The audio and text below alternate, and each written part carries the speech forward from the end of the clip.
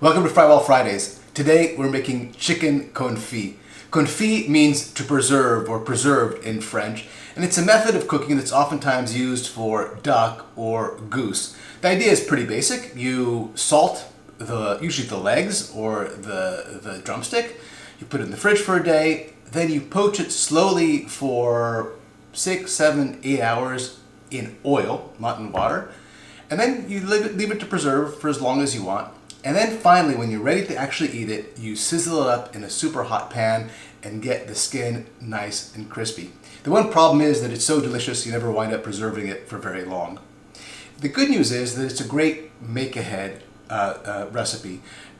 It does involve 3 days, one for salting, one for poaching, and the third for sizzling and finishing it, but each of those steps is super quick and efficient.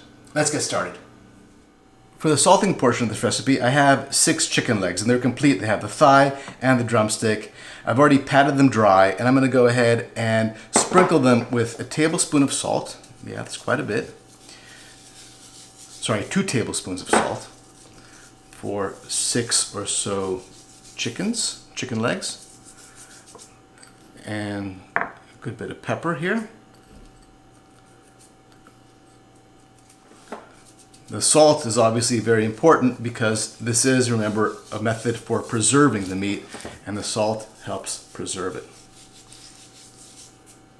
I'm now going to put this chicken into a Ziploc bag.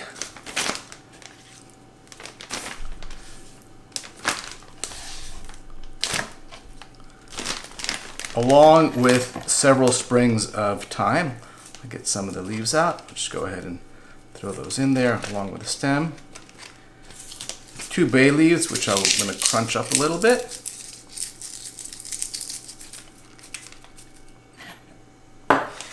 And 4 cloves of garlic, which I will either crush, or in this case I'm going to use my microplaner to grate finely. I will add this to the bag here. And then I'm going to mix all this up nicely so the flavors are evenly distributed. At this point, all I need to do is push out all the air and seal the bag.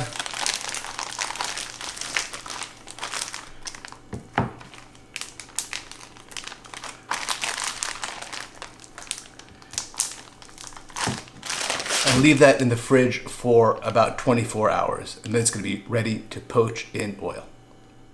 The chicken has been brining overnight. I've already rinsed it of the excess salt so it won't be too salty, and now we're just going to pat the pieces dry, put them snugly into a 3-quart pan, and cover them with oil. I happen to have duck fat, but if you don't have that, a combination of vegetable oil and regular oil would be perfect. You need about 4 cups total. That's perfect. I'm now ready to oil poach the chicken. I'm just going to go ahead and cover my pot, put it into a 225-degree oven, and then wait for about 6 hours, at which point the chicken should be fork tender and perfect. The chicken has been poaching in the oven for about 6 hours, and it's ready to come out.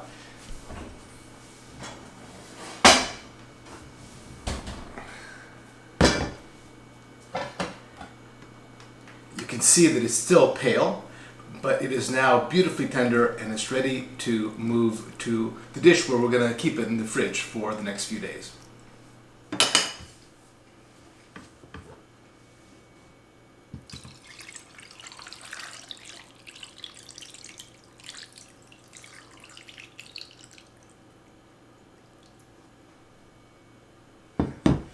The chicken has been in the fridge for a few days, and it is ready to cook up. We're going to gently take it out of the oil here, and we're just going to cook 2 of these up for lunch for us today and leave the rest for later on for maybe a nice dinner for 4.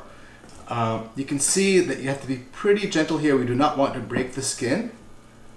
There you go. We're going to take 2 of these out, and we're going to let them come to room temperature. It's going to make it easier to fry up and to crisp up beautifully. And then we're also going to use the rendered fat, some of it, to make a nice dressing for our lunch salad. That is plenty of fat right there, and we'll let that thaw for maybe half an hour, and then we'll fry it up. I have my pan nice and hot with just a little bit of olive oil, and as soon as the olive oil just begins to smoke, I'm going to put the chicken in, skin side down. Important to regulate the heat here. You want the oil to be just below smoking. I'll go ahead and add a little bit of the rendered fat as well. These are going to go for about 4 minutes on the skin side, and then we'll flip them over for about 3 minutes on the other side. See, that's beautifully crispy. And then we'll do a few minutes on the sides as well. And that'll go for just a couple of minutes like that, and then we're going to be ready to serve. The chicken is beautifully crisped up, and we're going to go ahead and put it aside this beautiful garden salad. And this is just going to be an amazing, amazing lunch right there like that. And you see there's quite a bit of the rendered fat here in the pan. It's actually delicious, and we're going to pour a little bit over the top of the chicken and the salad.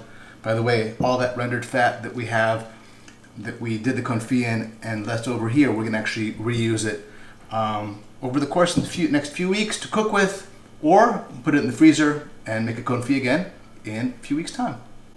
There you go. Chicken confit with salad. Bon appetit.